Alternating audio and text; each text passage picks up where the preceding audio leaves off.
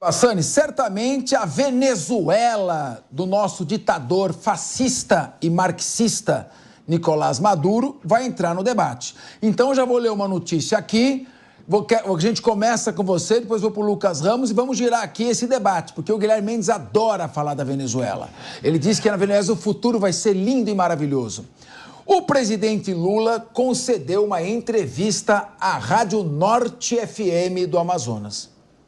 O presidente falou sobre o clima, as queimadas, incentivos para a economia na região norte do país e também sobre a relação diplomática com a Venezuela.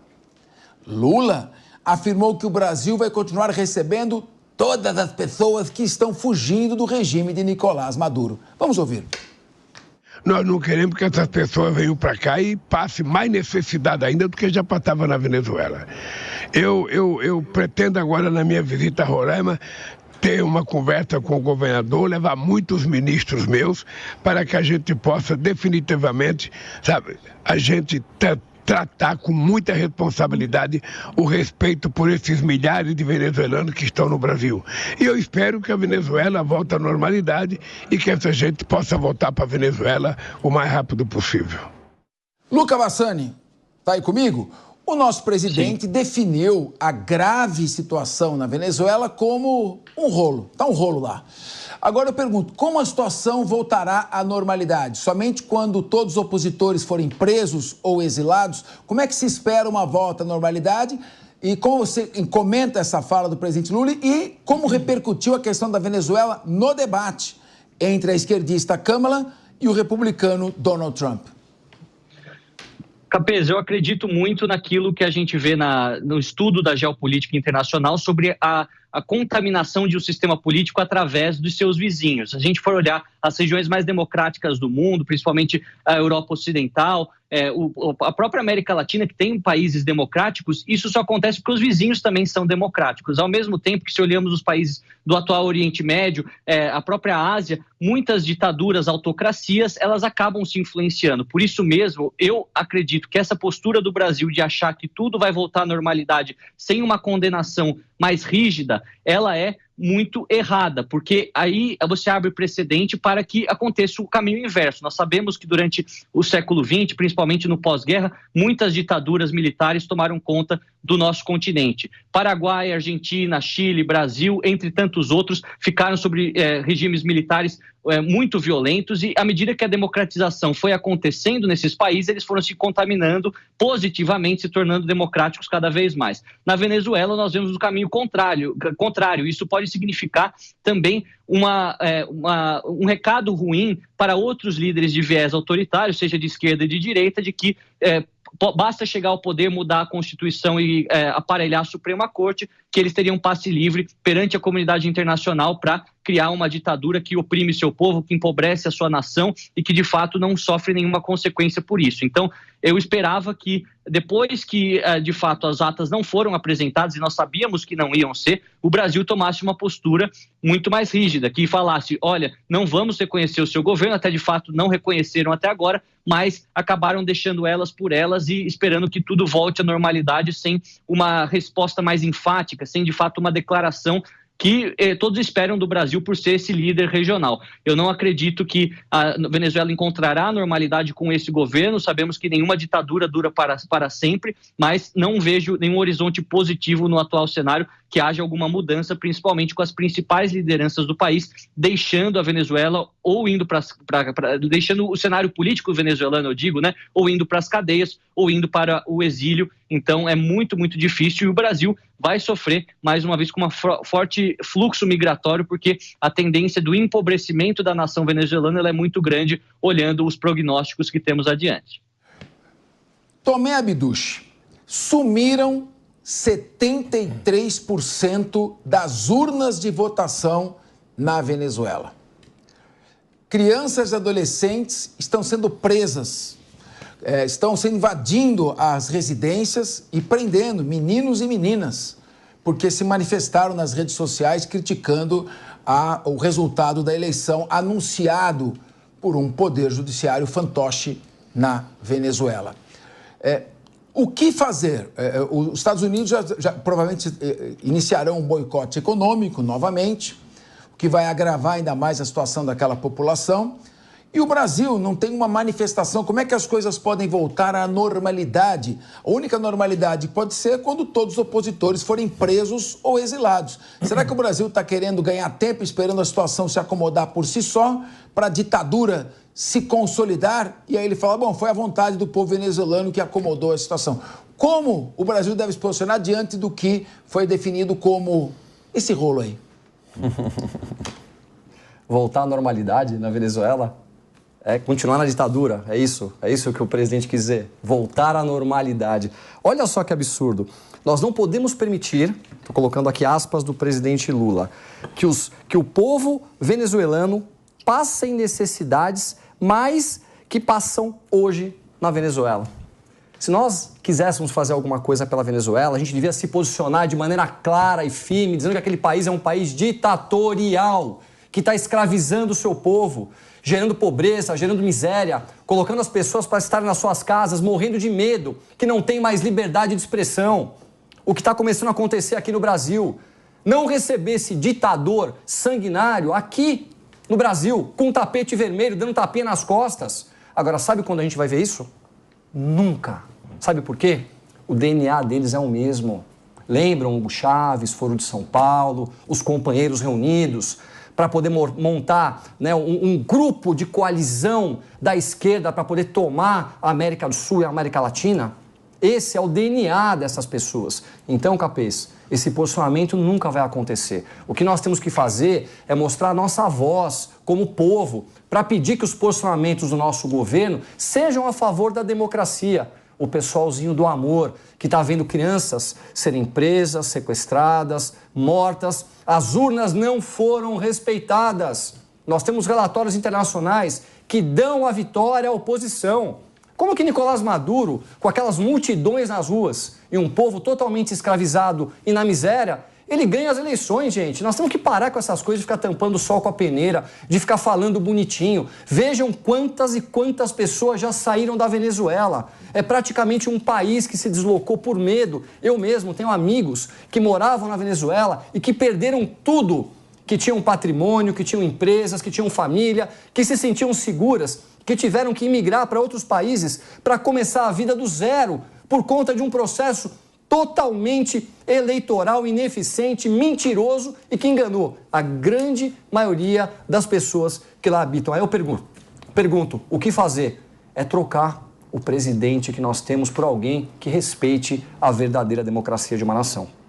Lucas Ramos, quais podem ser as consequências para o Brasil, sobretudo o estado de Roraima, com esse enorme afluxo de venezuelanos fugindo da ditadura de Nicolás Maduro? Você veja o que aconteceu com a Europa, quando teve a falsa guerra civil na Síria, que não foi uma guerra civil, né? Foi uma guerra provocada pelo Catar e os Estados Unidos por questões econômicas. Mas a crise do Oriente Médio provocou uma fuga em massa. Agora a Ucrânia também, saíram mais de 10 milhões de ucranianos. Claro que a situação ainda não é grave assim, mas como você vê a médio prazo as consequências do Brasil absorvendo a crise do país vizinho? Bom, eu acredito que deve ser feito um planejamento muito específico para que todas essas pessoas sejam atendidas dentro do território brasileiro, e acho que o Brasil tem plenas condições disso. Acho que o presidente Lula acerta ao tratar como humanidade essas pessoas que estão aqui, em busca de humanidade. E eu vejo também um movimento do presidente Lula de se afastar tanto de Maduro como de Ortega. Na data de ontem, por exemplo, o Brasil se juntou a outros países para ir contrário ao Ortega na ONU. E também o presidente Lula tem se manifestado contrário ao seu próprio partido, o PT, que tem apoiado o Maduro. Prevejo que isso tem, claro, motivações eleitorais, porque acho que dentro da classe média são dois personagens do sistema internacional que não são bem-vindos aqui no Brasil, não são bem vistos, e acho que o Lula tem essas motivações. E aí, para além disso, eu queria tem duas dúvidas na fala do Tomé, eu fiquei muito intrigado. Ele diz que dentro da Europa, hoje, os imigrantes têm mudado a cultura da Europa. Bom, a cultura da Europa se a gente for olhar para o passado do século XX, sofreu muito de antijudaísmo, racismo, fascismo e até mesmo nazismo. Logo, me parece que uma mudança dessa cultura seja positiva. E uma outra coisa que eu achei muito interessante no discurso do Tomé é que o déficit fiscal está aumentando. E justamente no debate de ontem, a Kamala Harris, ela fala com Donald Trump sobre as propostas protecionistas que ele está tendo, que podem, sim, explodir o déficit fiscal norte-americano. E aí, essa é uma dualidade muito grande, porque, assim, o Donald Trump faz protecionismo nos Estados Unidos, ele tira muitos impostos de empresas de lá, para que elas produzam lá, e a direita americana aceita isso. Porém, o direitista brasileiro olha para o Donald Trump e fala, olha, ele pode fazer protecionismo nos Estados Unidos, mas aqui não, aqui no Brasil é liberalismo, a gente não pode fazer protecionismo aqui. Então, eu gostaria muito de entender essa oposição do Tomé Abduch aqui. Não, vamos lá, a gente precisa debater um pouco a economia para poder responder a tua pergunta. Quando a gente baixa impostos e quando você dá autonomia para a indústria local poder trabalhar, você gera emprego aonde? Naquele país. O que você está dizendo é, por exemplo, com os carros elétricos que hoje não estão entrando nos Estados Unidos, principalmente os carros que são produzidos na China e em outros países da Ásia. O que acontecia? Preços baixos, por conta do quê? De um abuso que eles têm lá, da falta de tributos necessários, pessoas que trabalham muitas vezes sem estar recebendo a devida atenção do governo, como a gente tem nos Estados Unidos, e aí você coloca um produto dentro daquele país que tira emprego de americano. Quem tem que trabalhar são os americanos. Então, quando ele faz isso, ele está protegendo o mercado americano. Agora, a Kamala Harris, ela... Você é a favor, então, disso também no Brasil? É claro. Legal. Não tenha dúvida, claro que eu sou. Eu acho que a indústria local tem que trabalhar. Você pode, sim, quando há igualdade de condições, receber produtos externos. Agora, quando você tem incentivo fiscal para que as pessoas de outros países exportem para cá e a indústria local é prejudicada com isso, não consegue haver uma competitividade, como que você faz com o seu local? Você tem ideia a cadeia produtiva que nós temos aqui no Brasil? E quando você coloca um produto aqui, você quebra uma cadeia produtiva inteira? Muitas empresas estão quebrando no Brasil por conta disso. Isso é um cuidado muito grande, é uma inversão que a esquerda e os progressistas tentam colocar como uma realidade deles. Nós temos que favorecer, de uma certa forma, a nossa indústria para que ela seja competitiva com o resto do mundo. Senão você gera emprego em outros países que vendem aqui no nosso país sem pagar tributo, você quebra as nossas empresas que geram emprego, que dão oportunidade, que geram riqueza, que geram impostos para o país para poder privilegiar um outro país. Isso é uma insanidade. Isso é uma insanidade. Agora, vamos lá. A Kamala demonstrou que ela é favorável ao controle de preços. Uma economia, ela tem que se autocontrolar pela demanda e oferta que você tem dentro de um país. Como que você vai controlar os preços de um país? Ela é contrária ao princípio da liberdade econômica. É tudo que os progressistas têm feito. Eles estão destruindo os países onde eles estão por conta dessa cabeça progressista, Lucas. Agora, me estranha um pouco você me colocar essa pergunta de uma maneira tão sem experiência sobre o que você está falando. A economia de um país tem que ser uma economia forte. Nós temos que valorizar o empresário local, nós temos que dar oportunidade para que a indústria se desenvolva. Vou dar um exemplo. Vamos pensar aqui em coisas simples. Quem são os maiores produtores de cacau do mundo? Os brasileiros. A gente vem aqui, trabalha, exporta para o mundo inteiro um produto com pouco valor agregado para ele poder ser industrializado lá fora e voltar para cá custando um absurdo. Por que a gente não produz aqui? Me explica, por favor. Gerando aqui emprego, gerando desenvolvimento. Então, ou seja, o conceito está errado. Desenvolver um país é você poder valorizar a indústria local, é você dar oportunidade, é você gerar riqueza.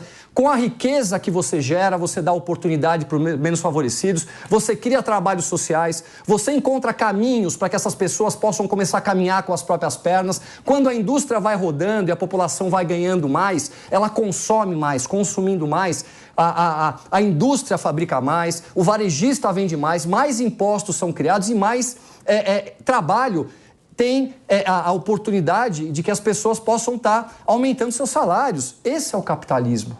Só que se confunde tudo isso. Infelizmente, muitas pessoas não conseguem entender. Eu fiquei feliz, gostei do discurso nacionalista e protecionista do Tomé. Petrobras dos brasileiros, Correio dos brasileiros, Sabesp dos paulistas. É assim que tem que ser, um país desenvolvido. E diga mais, energia não dos italianos, dos brasileiros.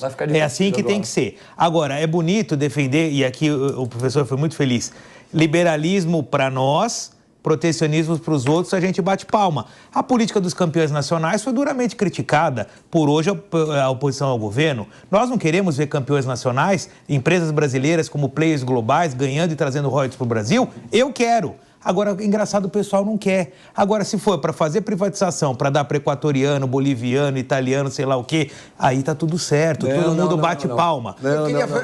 É engraçado, eu pergunto, qual é a empresa? Vamos conversar comigo. Qual é a empresa, Tomé? Qual é a empresa de exploração de petróleo americana que não pertence ao povo americano? Me diga uma. Deixa eu te contar. Me diga uma. Me diga na Arábia Saudita quem explora lá. Então é engraçado. Eu quero continuar esse debate, que está maravilhoso, com os dois. Mas me parece que esse discurso do Guilherme Mendes é do Brasil agrário. O dinheiro... Exato, olha o agronegócio da brasileiro. Privatização tem bandeira? Não. Dinheiro agora tem bandeira? Você falou que você é contra a privatização, Tomé Abduch. Eu queria... Não, ele falou... Retoma esse debate, porque eu acho que o Guilherme acabou de incorrer numa grande fake news com relação ao Tomé. Vai, Tomé. Vamos lá. Abre os dois aí. Eu quero o que eu entendi do Tomé é que o governo deve proteger a sua indústria e a sua indústria deve gerar empregos para que o dinheiro permaneça no país. E eu concordo com isso. Só que isso tem que valer para o Brasil também, não só para os Estados Unidos. Infelizmente, para alguns, a gente vive no Brasil. Tem gente que adoraria morar em Miami, adoraria morar em São Francisco, adoraria morar em Nova York, só que ganha vida aqui no Brasil. E é esse país que nós temos que defender. Agora, não é fazer defesa de patriotismo furreca, que nem nós vimos em 8 de janeiro, discurso vazio. Nós temos que defender o patriotismo real. Vamos ver agora. O das pessoas que trabalham e vivem aqui. Guilherme Mendes com medo de ouvir Tomé Abduch e fala sem parar. Eu ouvi atentamente. Você não para de falar, eu quero ouvir a resposta do Tomé. Guilherme, querido, você é satisfeito com a administração da Petrobras de hoje? Eu? Você é satisfeito? Demais. Você é demais? Demais. Você é satisfeito de uma empresa que era superavitária até alguns meses atrás e que hoje dá prejuízo? Você é satisfeito com o Correio, que estava dando lucro e está dando prejuízo? Você é satisfeito com o saneamento básico do estado de São Paulo? Você está misturando dois assuntos que não tem nada a ver uma coisa com a outra. Nós estamos falando de iniciativa privada. A iniciativa privada ela tem competência para poder administrar suas empresas. Ela é eficiente para poder administrar suas empresas. Comenta a Enel para mim, Tomé. Comenta a Enel para mim. Vou comentar a Enel. Fala da Enel. Vamos comentar. Qual é a competência que tem ali? Fala para mim. Mas deixa eu primeiro acabar de falar, já vou chegar na Enel. Não, você está falando de competência. Eu tenho bastante propriedade. Diga lá. Eu acho que agora é elegante que Diga lá. Claro. Vamos lá. O Brasil, ele tem que ter, sim, empresas que sejam estatais. Porém, empresas estatais que façam sentido, que possam ser bem administradas, que possam trazer um retorno para a população e que não fiquem somente como cabide de empregos com bilhões e bilhões e bilhões sobre as suas canetas e que a gente tem um prejuízo homérico todos os anos. Veja só, vamos pensar aqui em São Paulo, a Sabesp. Nós não temos saneamento básico para a grande maioria da nossa população. A gente que vive aqui no centro, na parte bonitinha, você tem água, você tem esgoto. Agora sai para rodar um pouquinho para as periferias, para as comunidades, para as cidades do interior e você vai ver a realidade. A hora que você pega uma parte da empresa que já era do Estado e coloca um pouco mais de iniciativa privada, você traz gestão, você traz qualidade, você traz eficiência e essa parte desse capital que está sendo recebida pelo Estado, ela volta para que se faça investimento em saneamento, levando qualidade para a população. Essa é a realidade. Esse é o discurso. Essa é a realidade. Tomé, dentro do Brasil, você está comparando com o quê? Você está comparando o Brasil com o quê ou o Estado de São Paulo com o quê? Eu não sou comparar Qual é o Estado brasileiro que tinha os melhores índices de saneamento do país? Qual é? Eu te pergunto, São Paulo. Depende, querido. São Paulo. Não depende nada. Para um pouquinho, vamos lá. São Paulo, água tratada, esgoto. Melhor índice. Agora, se você quiser comparar com a Suíça, se você quiser comparar com a Finlândia, eu concordo com você. Agora, dentro do Brasil, ninguém tem o saneamento que o Estado de São Paulo tem. Isso é deficitário? Tem que melhorar? Tem. Esse é o teu ponto de vista, que é um progressistazinho aqui da Vila Madalena, meu amigo. Não. Vai pra periferia e vê as pessoas brincando de esgoto a céu aberto. Então diga lá qual é o Estado. Estou te perguntando, é simples. Você precisa deixar eu falar. Fala Minas, Rio, Belo Horizonte, fala. Você precisa deixar eu falar. Então, mas só me responde, por favor. Eu quero repetir o que você falou, que você me atrapalhou no meu raciocínio, agora eu quero dizer o que eu penso. É muito fácil. O meu pode interromper a hora que você quiser, porque o meu raciocínio é reto. É fácil para você, que é um progressista, dizer que o saneamento básico de São Paulo é bom quando não você é bom? mora...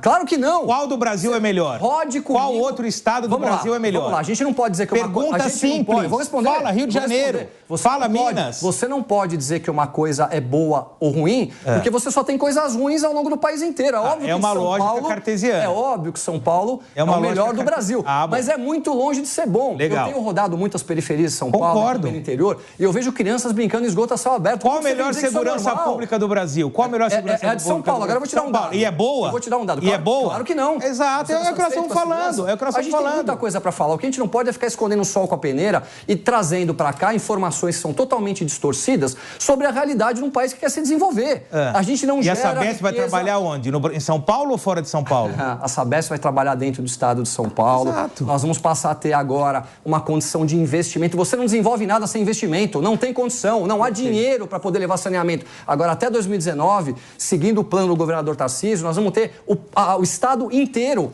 com a universalização de água e esgoto. Agora, já foi. Então, ou seja, eu acho que vocês estão monopolizando. Fraco, infelizmente progressista. Raso, fraco e... Não, você é a favor, contra o progresso? Agora eu não estou entendendo. O Henrique. Que progresso? Eu não estou entendendo. Que progresso? Eu não estou entendendo. Não. Se o discurso progressista é ruim, e você quer um discurso conservador, você tem que voltar a Sabesp estatal.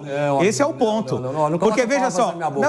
eu estou te perguntando, eu não estou colocando palavras na sua boca. Vamos fazer o seguinte, você me pergunta... Tomé, se o negócio fosse tão bom, quantos interessados apareceram pro leilão da Sabesp? Fala para mim.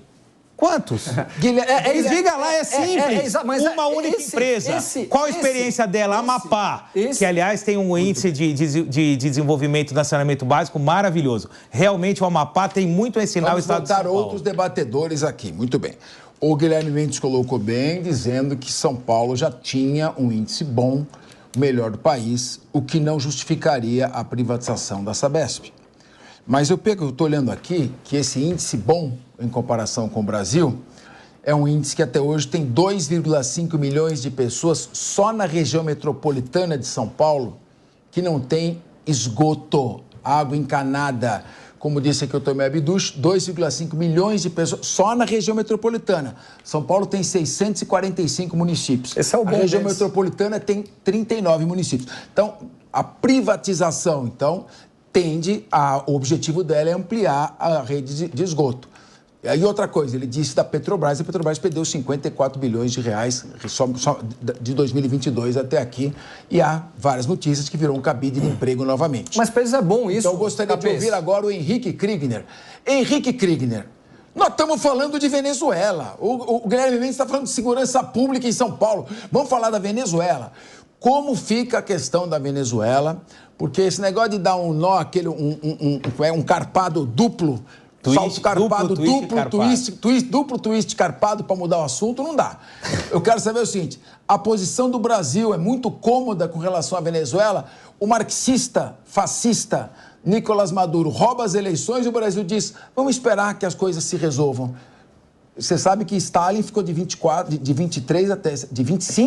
até 54. Vamos ter que esperar tanto? E o Orbán, tá há quanto tempo, Capê? Você sabe dizer? Deus, não vamos esperar. Olha, o duplo carpado aí é a especialidade do Guilherme Mendes. O Lula está com expectativa de que a Venezuela volte à normalidade. Eu queria que o Linha voltasse à normalidade aqui. Já voltou. A pauta da Venezuela. Vamos voltar aqui. Mas realmente a Venezuela, a gente está vendo ali um cenário de calamidade. E nós vemos essa passividade do governo Lula. É triste. Nós falamos sobre isso aqui nos outros dias, o quanto que o Brasil poderia ter uma liderança nesse cenário para poder se posicionar como a grande potência diplomática que é, a potência econômica que é, para poder trazer ali uma solução, promover uma maior pressão em cima do governo Maduro, também promover sanções econômicas e promover qualquer que seja os recursos disponíveis para que isso não aconteça e a gente não fique de braços cruzados assistindo. O preocupante disso tudo é que quando o Lula diz, eu quero garantir que todos os venezuelanos sejam bem recebidos. Ora, vamos falar bem a verdade. Quem tem recebido venezuelanos aqui e garantido que a realidade no Brasil seja diferente do que era na Venezuela são as organizações do terceiro setor, são as organizações da sociedade civil, não é o Estado. E quem tem garantido que a vida deles aqui seja melhor são as empresas e é o mercado que a gente tem aqui. Então, o Estado tem falhado continuamente, inclusive nesse apoio aos imigrantes que aqui vêm pedir ajuda. Então, o Lula, infelizmente, não consegue garantir nem no território nacional e nem no território internacional. O maior pecado que a gente pode citar aqui é o pecado da omissão. Quando o Brasil teve, eu já falei disso, já rodei esse disco aqui várias vezes, vou falar mais uma vez, quando o Brasil teve a oportunidade de ser um dos países que ali ia ser favorável justamente ao documento da OEA, para que então fossem apresentadas as atas imediatamente depois das eleições para evitar a chance de fabricação de provas, de sumiço de urnas, como foi citado aqui pelo Capese, etc., o Brasil se omitiu. Se omitiu, outras nações também se omitiram e faltou apenas um só voto para que essa resolução fosse aprovada na OEA e isso fosse mais um instrumento de pressão internacional. Então, assim, dizer que agora nós vamos esperar a normalidade, o Tomé trouxe um ponto importante aqui. O que é a normalidade? Se voltar para 2 anos atrás, já não é normal.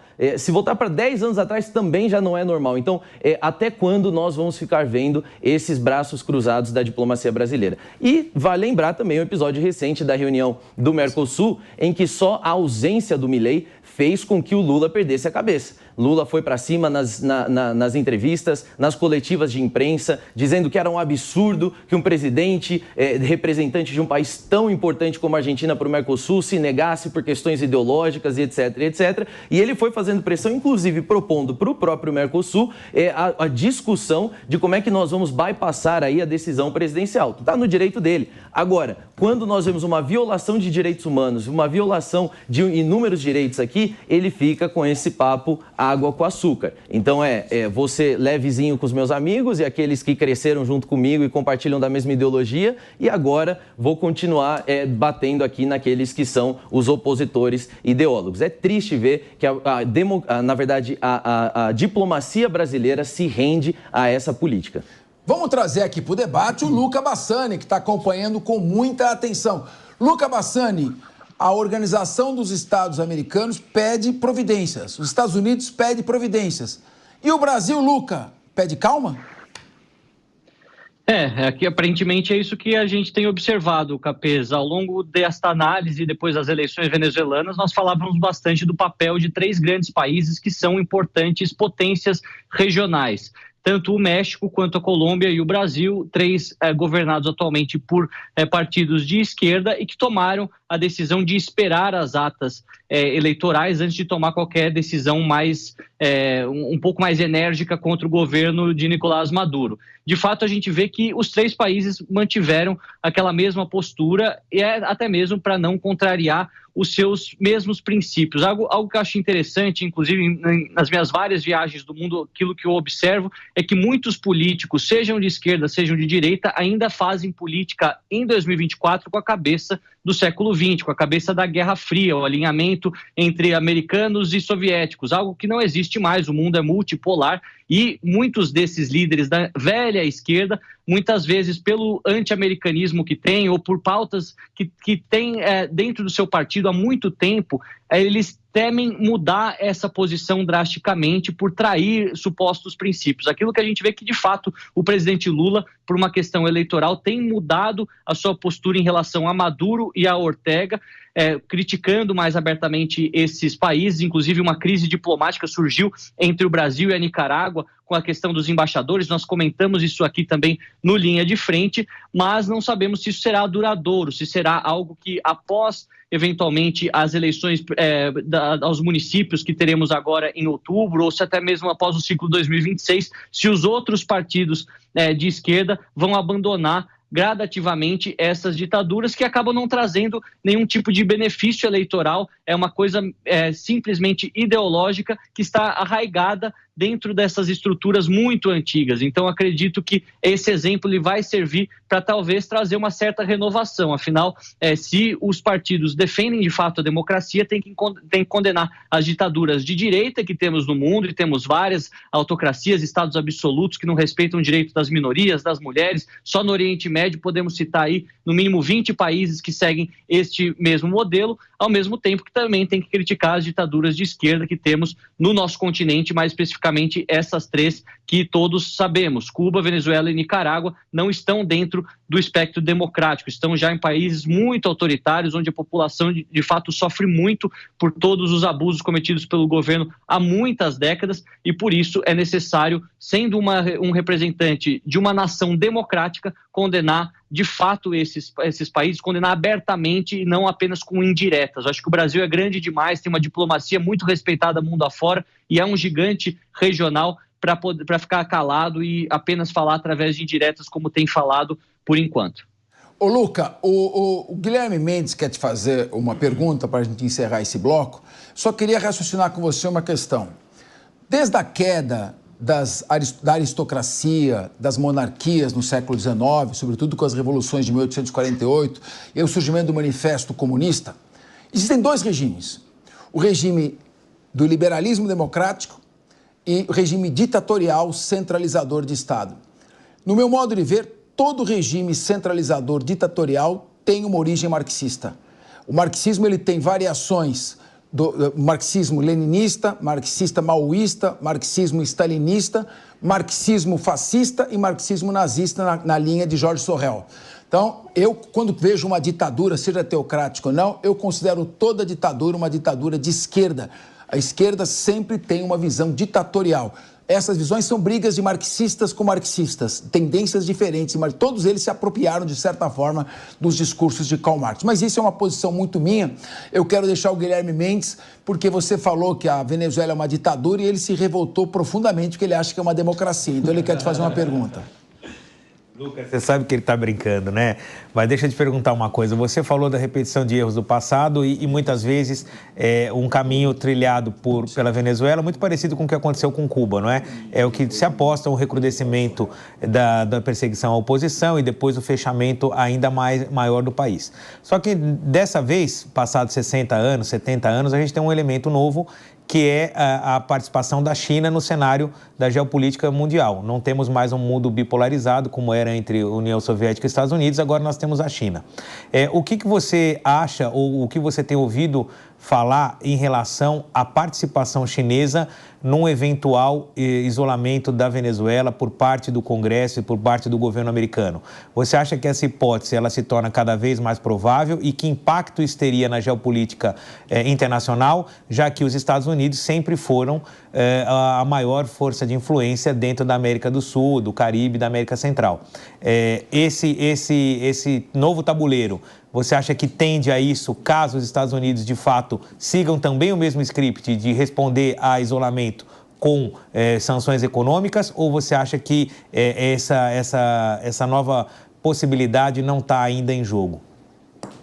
Olha, Guilherme, é sempre um prazer também reencontrá-lo aqui. É interessante o ponto de vista da geopolítica chinesa, que é particularmente fascinante pela maneira como eles fazem tudo a longo prazo. Pegando um exemplo muito simples e muito pequeno de Hong Kong, que era, depois da sua devolução em 1997 dos britânicos para a China, uma das únicas, um dos únicos enclaves democráticos dentro da China continental. E assim deveria permanecer por 50 anos. Mas desde a década de 80, quando ainda era um domínio britânico, os chineses já começaram a infiltrar diversos setores da sociedade e depois, quando em 2020 começa aquela lei das extradições, aqueles protestos, praticamente não há mais mecanismos para evitar a tomada completa de Pequim e a quebra, né, a queda da democracia que tínhamos em Hong Kong.